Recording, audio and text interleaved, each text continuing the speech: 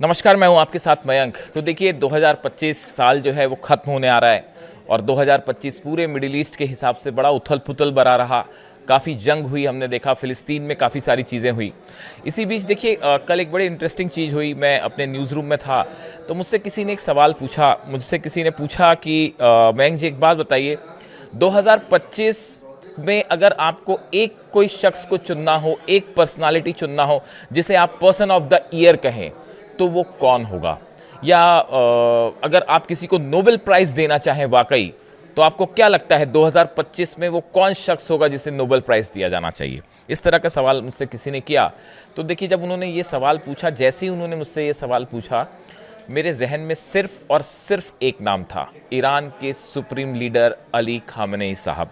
हालांकि मैंने उनको ये बताया कि देखो ऐसा है कि नोबेल प्राइज़ जो है वो अली खामनेई जी के लिए बहुत ही छोटी चीज़ है। अली खामनेई जो है ईरान के सुप्रीम लीडर, उनको किसी नोबेल प्राइज़ की ज़रूरत नहीं है।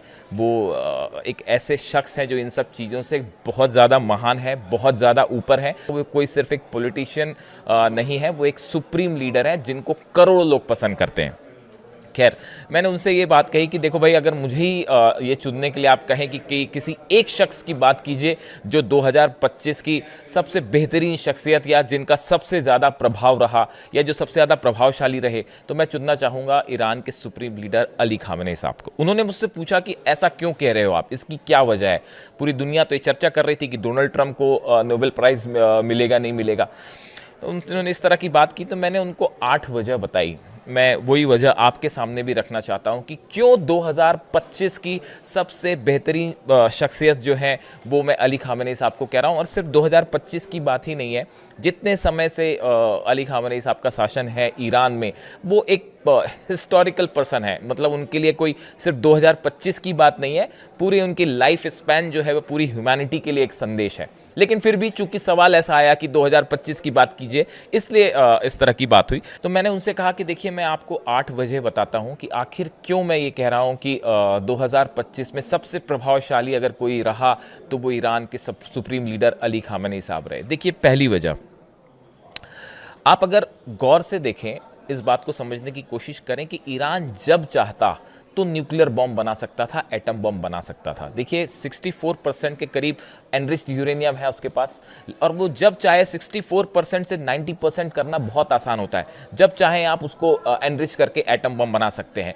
लेकिन अली खामनेई साहब ने हमेशा ये बात कही कि हम कभी वेपन ऑफ मास डिस्ट्रक्शन नहीं बनाएंगे, ये मानवता के खिलाफ है, ये इस्लाम के विरुद्ध है। इस तरह की बात उन्होंने रखी। देखिए कितनी मॉरल लाइन खींच रखी है उन्होंने, कितना मॉरल हाई स्टैंडर्ड्स रखे हैं। और ये सही मायनों में एक शांति का संदेश होता है कि जब आपके पास कैपेबिलिटी है, लेकिन उसके बाद भी उन्होंने कहा कि नहीं, हम जो है वो मानवता के खिलाफ नहीं जाएंगे, हम कोई ऐसा हथियार नहीं बनाएंगे जिससे जो है बड़े लेवल पर लोगों को नुकसान हो सकता है। ये शांति का सच्चा संदेश था, एक महानता है जिसमें उन्होंने साबित किया चाहे जो हालात हुए हम अपने प्रिंसिपल्स पे कायम रहेंगे। इसीलिए उन्हें जो है 2025 की शख्सियत का अवार्ड दिया जाना चाहिए, या वो एक बेहतरीन पर्सनालिटी है। दूसरी बड़ी बात, देखिए जब भी ह्यूमैनिटी की बात होगी, मानवता की बात होगी, खासकर इस अगर हम बीते साल देखें, फिलिस्तीन में जो कुछ हुआ, वहाँ बच्चों के साथ जो कुछ हुआ, वहाँ महिलाओं के साथ जो कुछ हुआ, उनके लिए आवाज़ बुलंद करने वाला अगर कोई एक शख्स है तो वो है ईरान के सुप्रीम लीडर अली खामनेई साहब। वो हमेशा फिलिस्तीनियों की उन माओं के साथ खड़े रहे जिन पे अत्याचार हो रहा था, उन बच्चों के साथ खड़े रहे जिनके ऊपर बम्बार्डमेंट्स हो रहा था, जिनकी मौतें हो रही थी। ऐसे समय में अगर फिलिस्तीन के लिए किसी ने सबसे मुखर होकर आवाज़ उठाई तो वो है सिर्फ और सिर्फ अली खामनेई साहब। और न सिर्फ देखिए, बहुत सारे देशों ने इसको लेकर आलोचनाएं की और तमाम बातें कही, लेकिन फिलिस्तीनियों की असली मदद के लिए कोई सामने आया। ये दूसरी वजह है जो उन्हें बाकी लोगों से अलग करती है। हम तीसरी बात करते हैं। देखिए जो 12 दिन की जंग हुई, जब इजराइल और ईरान की 12 दिन की जंग हुई, इस 12 दिन की जंग में ईरान ने जो हमले किए इजराइल के ऊपर, हमने उनको बड़े माइन्यूटली फॉलो किया।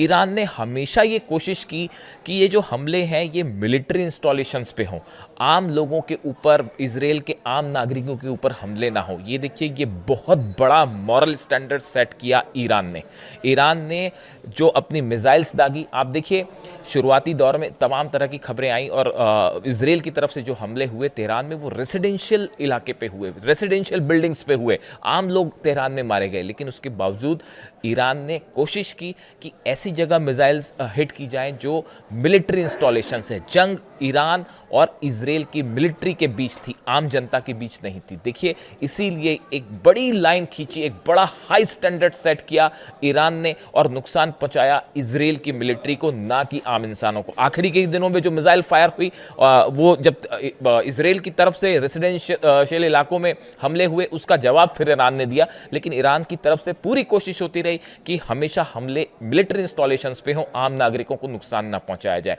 ये एक बहुत बड़ा मॉरल स्टैंडर्ड था। देखिए, चौथी बड़ी वजह जो अली खामेनी साहब को बाकी दूसरे लोगों से अलग करती है और उन्हें एक बेहतरीन शख्सियत बनाती है, और वो है उनका लाइफ स्टाइल। देखिए, अगर कोई भी देश का हेड होता है, आप देखिए प्रमुख होगा देश का, आप तमाम अरेबियन देश हैं, बाकी की भी मिडिल ईस्ट की कंट्रीज़ हैं, आप देखें जो देश के राष्ट्राध्यक्ष होते हैं, वो एक बड़ी लाइफ स्टाइल उनकी इस तरह से होती है कि महंगी कारें होती हैं, आलीशान बंगले होते हैं। लेकिन आप ईरान के सुप्रीम लीडर को देखिए, वो बेहद साधारण घर में रहते हैं, बेहद साधारण वो वस्त्र पहनते हैं, कपड़े पहनते हैं। और कई बार तो उनकी जो तस्वीरें आती हैं, देखिए आप उनके, मैंने पहले भी एक वीडियो बनाया था कि उन्होंने जो कपड़े पहने हुए थे वो काफ़ी पुराने हो चुके थे। यानी वो हमेशा उन्होंने ये बात कही कि जो ईरान की आम जनता जिस तरह से रहती है, ईरान के आम जनता जो खाना खाती है, मैं भी वही खाना खाऊंगा। जो वहाँ पे लोग, गरीब लोग जिन हालात में रहते हैं, मैं उनकी तरह ही लाइफ जीना चाहता हूं, मैं आम इंसान की तरह रहना चाहता हूं। ये अपने लेवल पे, ये उनकी जो उन्होंने कोई सरकारी खास सुविधाएं भी नहीं ले रखी। ये अपने आप में उनको बाकी लोगों से बिल्कुल जुदा करती है, और ये एक बहुत बड़ी जो है उनका संदेश, उनकी लाइफ ही जो है पूरा एक संदेश है। देखिए, पांचवी एक बड़ी यूनिक बात मैंने नोट करी। अभी आप देखिए, ऑस्ट्रेलिया में जब ज्यूज पर हमला हुआ, यहूदी समुदाय पर जब हमला हुआ, तो उसके फौरन बाद उसकी आलोचना करने वाले देशों में ईरान भी शामिल रहा।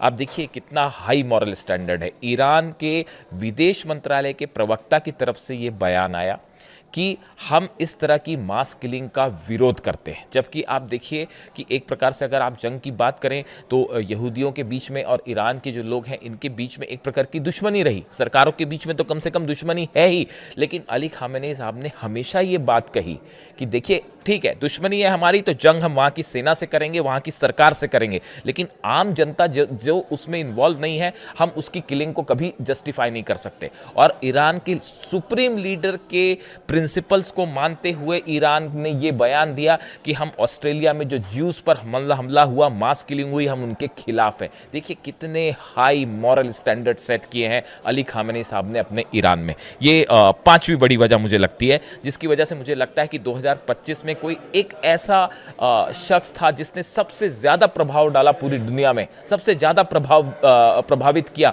तो वह है ईरान के सुप्रीम लीडर अली खामेनी साहब। मैं छठी बात बताता हूं। देखिए, बड़ी सारी उनकी स्पीचेस हैं 2025 की। मैं 25 की बात इसलिए कर रहा हूं क्योंकि 2025 खत्म होने वाला है और इसी रेफरेंस में मुझसे सवाल पूछा गया था। हालांकि उनकी बड़ी सारी भाषण है, पहले की कई सारी प्रीचिंग्स है जो कि बड़ी खास है, लेकिन हम अगर 2025 की बातें करें, मैंने उनकी ऑलमोस्ट हर स्पीच को बड़े गौर से सुना। देखिए, उनकी वो जो बातें बोलते हैं वो ऐसी होती हैं कि अगर आपकी पर्सनल लाइफ में आप उलझन में हैं, समस्या में हैं, परेशानियों से घिरे हुए हैं, तो उनकी स्पीचेस जो होती हैं वो आपको एक प्रकार की अंतर्दृष्टि देती हैं, एक विज़न देती हैं कि कैसे आप अपनी मुश्किलों से हटकर जो है वो आगे बढ़ सकते हैं, आपको एक स्पिरिचुअल पावर देती हैं। तो देखिए, ये उनकी जो प्रीचिंग्स हैं 2025 की, उनकी जो स्पीचेस हैं, अगर आप उनको सुने तो आपको एक अंधेरे में एक रोशनी दिखाई देगी कि कैसे आगे बढ़ा जाता है। तो स्पिरिचुअल ग्राउंड्स पर भी एक वो ऐसे शख्स हैं, एक ऐसी पर्सनालिटी है जो दुनिया के पूरे तमाम नेताओं से एकदम जुदा है, एकदम अलग है, एकदम प्रभावशाली है। देखिए, इसके अलावा जो है सातवीं एक और बड़ी बात मैं आपको बताना चाहूँगा। चाहे कितने जंग के हालात क्यों ना हो, लेकिन ईरान ने कभी जंग की शुरुआत नहीं की। ये बात हमेशा अली खामेनेई साहब ने पूरी दुनिया के सामने रखी कि ईरान कभी जंग की शुरुआत नहीं करता। जंग की शुरुआत हमेशा दुश्मन देश से हुई और उसके बाद फिर ईरान ने जवाब दिया, और फिर जब जवाब दिया तो करारा जवाब दिया, लेकिन जंग की शुरुआत कभी नहीं की। 12 दिन की जंग में निसंदेह बिल्कुल निश्चित रूप से ईरान की बड़ी जीत हुई, इसमें कोई शक नहीं है। और देखिए इस सूरत में, लेकिन जंग की शुरुआत ईरान ने नहीं की थी, पहले हमले इजराइल की तरफ से हुए। तो इन हालात में हमेशा ये बात कही जाएगी, जब भी ये बात होती है, कई एक्सपर्ट इस बात को कहते हैं कि देखिए जंग की शुरुआत कभी ईरान ने नहीं की, और ये अली खामेनेई साहब का बड़ा निर्देश होता है कि आप खुद जंग की शुरुआत ना करें, आप किसी दूसरे देश की ज़मीन हड़पने ना जाएं, आप किसी दूसरे देश पर कब्जा करने ना जाएं, लेकिन जब आप हमला करेंगे तो फिर करारा जवाब मिलेगा। तो ये भी एक उन्होंने बड़ा हाई मॉरल स्टैंडर्ड सेट किया। और एक आठवीं बड़ी बात जो मैंने उन शख्स से कही जो मुझसे पूछ रहे थे कि 2025 की सबसे बेहतरीन पर्सनालिटी आपको कौन लगता है, देखिए मैंने उनको नेल्सन मंडेला, हालांकि मैंने उनके ऊपर एक वीडियो भी बनाया था। नेल्सन मंडेला जो थे, नेल्सन मंडेला ने एक बार जब वो ईरान पहुँचे, तेहरान पहुँचे, और उन्होंने अली खामेनेई साहब से मुलाकात की, तो वो जैसे ही उनके सामने आए, अली खामेनेई साहब जैसे ही सामने आए नेल्सन मंडेला के, तो नेल्सन मंडेला के मुंह से पहला शब्द निकला, oh my supreme leader. Nelson Mandela की महानता के बारे में किसी को कोई शक नहीं होना चाहिए। पूरी दुनिया नेल्सन मंडेला को एक आदर्श मान के चलती है, एक महान नेता मान के चलती है।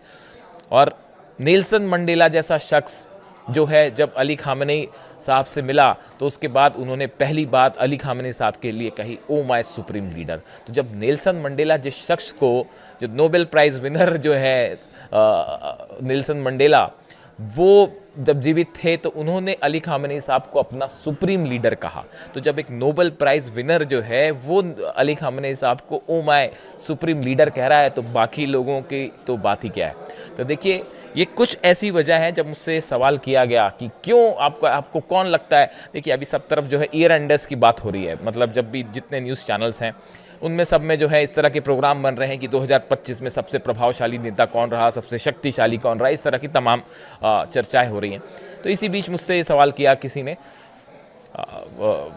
ऑफ द रिकॉर्ड सवाल किया कि भाई जो है आपको कौन लगता है 2025 का एक ऐसा नेता जिसका सबसे ज़्यादा प्रभाव रहा, जिसने सबसे ज़्यादा अपना जो है वो प्रभाव छोड़ा सब लोगों के ऊपर।